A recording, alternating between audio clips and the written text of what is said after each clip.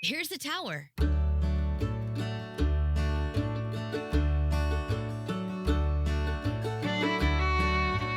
Welcome back, folks.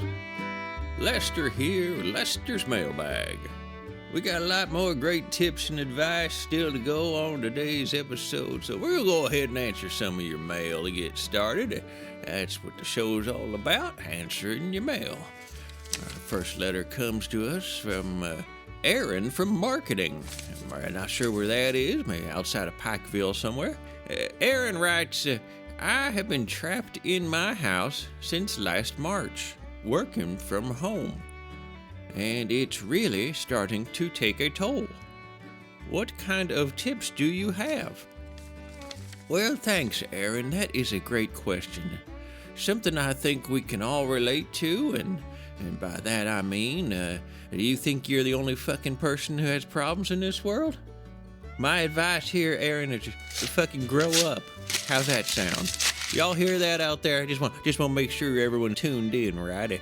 Aaron's having troubles with how life has changed in the past year. Apparently, he's the only one going through this, poor little fella. Let's just move along.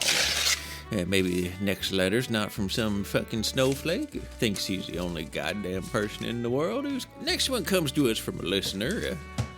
Let's see, unsigned for some reason. Dear Lester, the gardening tips you detailed on last week's episode were ill-advised.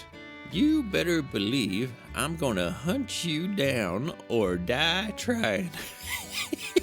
Well, have fun dying, motherfucker. These episodes are pre-recorded, so by the time you hear this, I'll be halfway to Mexico, you stupid piece of shit. Next letter's Kevin from Boston. Based on his spelling and penmanship, I'm guessing that's Boston, Kentucky, not Boston, Massachusetts. Dear Lester, I have been trying to protect myself from this coronavirus, but the cost of masks is getting pretty expensive. I found a couple of used ones on the bathroom floor at the bus station. Do you think it's safe to use them and save a few bucks? Well, I'm guessing Kevin's probably dead by now, so let's move on to the next letter. It's from a man in Cincinnati, Ohio, and here's what he writes, and you probably saw that one coming.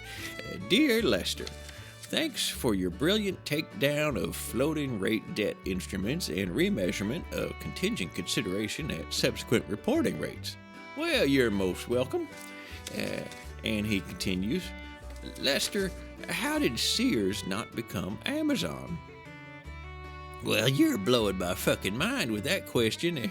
That is a really good question. Now, how the fuck did Sears not become Amazon? I mean, they were running this whole mail order shit 100 years ago. Had the catalogs and the whole infrastructure set up. Not enough time to take that one down, but that's all the time we got tonight, folks. I gotta get out of here. Got $2,000 riding on that Masked Singer.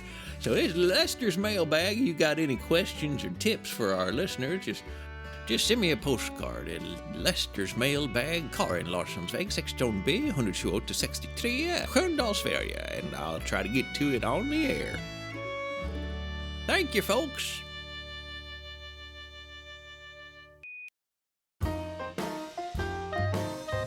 Bring shame to your family by becoming a member of Tower Nation. Visit patreon.com/tower today